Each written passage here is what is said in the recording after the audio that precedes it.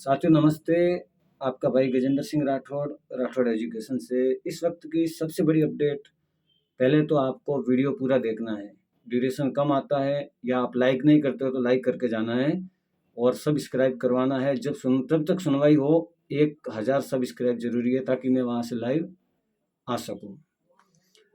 तो सबसे बड़ी आज अपडेट निकल कर आई है कि मुख्य जज साहब अकील कुरैशी जी और उनके साथी जज साहब सुरेश बंसल जी ने बीएड बीएसटीसी का लगातार 2 दिन केस सुनने के बाद, मतलब बीएसटीसी की ओर से, सरकार की तरफ से एजी साहब ने वहाँ पर आर्गूमेंट किए, तर्क दिए। जो अभ्यर्थी थे उनकी ओर से विज्ञान साहब ने और मनोज भंडारी जी ने, और सुप्रीम कोर्ट से एक सीनियर एडवोकेट थे, उन्होंने तथ्य दिए, तर्क दिए।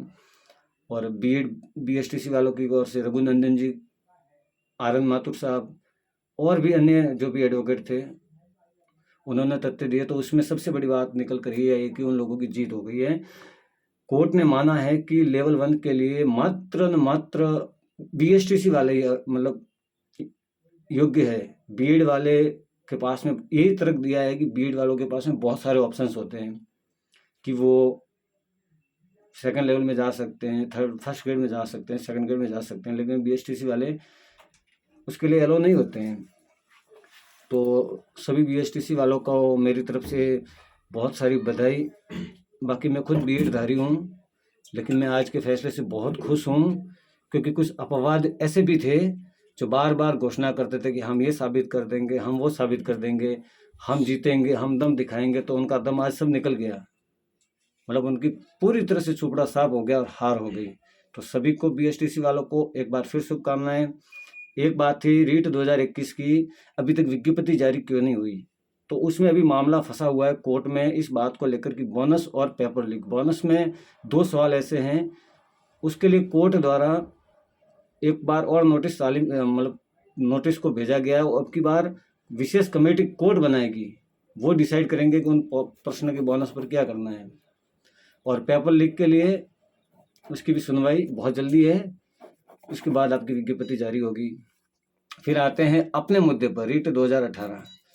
बहुत से लोग गुमराह कर रहे हैं, सुप्रीम कोर्ट जा रहे हैं, कुछ नहीं हुआ, कुछ नहीं। मैं आपको स्पष्ट शब्दों में कह रहा हूं कि डबल बेंच ने जो हमारे में फैसला दिया है उसके अंतर्गत इसका ये मतलब होता है कि डबल बेंच ने ये फैसला दिया है कि जो लिस्ट, जो ऑर्डर 20 जुलाई 2020 को कुलदीप बेनीवाल जी का हुआ था, उसको यथावत रखा है, उसको सुरक्षित माना है। और इससे न वेटिंग वालों की हार होती है, न रीसफल वालों की, ठीक है। और जो कुलदीप बेनीवाल के आधार पर सरकार ने लिस्ट जारी की, उस मतलब उनके जो फैसले को फॉलो किया, तो ये मतलब उस लिस्ट को भी सही माना है और उस लिस्ट को सुरक्षित कर दिया है। और फिर आगे डबल बेंच ने यह भी कहा है कि अब आप राकेश गोदारा में जाइए, रामनिवास में जाइए, वहाँ जाकर डबल बेंच का ये जो इनका जो फैसला है हम लोग वहाँ पेश करेंगे। बाकी वहाँ पर यही है, ये बोला गया है कि इस लिस्ट को ज्वाइनिंग दी जाए, दिनेश मेहता जी, इस लिस्ट की ज्वाइनिंग दी जाए। बाकी जो सीटें खाली रहती है, आधी सीटों का भी आया है, तो आप उन सीटों पर आप अपने लेवल और नियमों के अनुसार फैसला दे सकते हैं। जैसे आपको रीसफल वेटिंग करनी है तो जो सीटें खाली रहती है उन पे आप कर सकते हैं, और वो सरकार और उनका मुद्दा है, हमें हमारी ज्वाइनिंग से मतलब है। बाकी कुछ लोग ज़्यादा कमेंट कर रहे हैं यूट्यूब पर, तो उनको बता दूं, मेरे नंबर में मतलब लिंक में डाल दूंगा, डायरेक्टली बोले। कल भी बोला था गलत कमेंट तो करना ही नहीं है, भूल से भी मत करना। और आज भी बोल रहा हूँ मैं आपको, और बहुत लोग परेशान हैं। अफसाल है, मैं आपको स्पष्ट कह रहा हूँ, जो लिस्ट 29 दिसंबर लेवल 1 और 11 जनवरी लेवल 2 में जो जारी की गई थी, उस लिस्ट को यथावत रखते हुए इसको ज्वाइनिंग देनी पड़ेगी। उसके बाद में जितनी सीटें खाली होती है उन सीटों पर जज साहब अपने हिसाब से फैसला दे सकते हैं। तो ये दोनों पक्षों के लिए बेहतर है। जो रीसफल चाहते थे वो खाली सीटों पर रीसफल हो जाएगा, जो वेटिंग के पक्ष में थे उनको वेटिंग मिल गई, ठीक है। अब इसमें कोई तथ्य नहीं। अब एक भाई कह रहा है कि अंदर ही अंदर क्या चल रहा है, सुप्रीम कोर्ट जाएंगे, वो जाएंगे, तो सरकार ने सुप्रीम कोर्ट में आज उसकी केवियट लग जाएगी, हमारी तरफ से भी 1-2 केवियट लग जाएगी।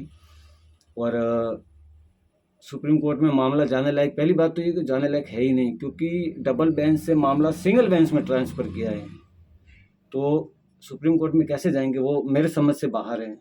पता नहीं सब अपने आप में वकील बन गए हैं। कोई बात नहीं, यही अपडेट देने के लिए आज आया हूँ। बहुत बहुत धन्यवाद बीएसटीसी वालों के लिए कि आपका लगभग 2 महीने से आप अनशन पर बैठे थे, धरने पर बैठे थे, आपकी जीत हुई है महेंद्र जी, आपका नेतृत्व सफल रहा है। और जिस बीएड वालों का जो नेतृत्व कर रहा था, उसकी बहुत बड़ी और बहुत बुरी हार हुई है।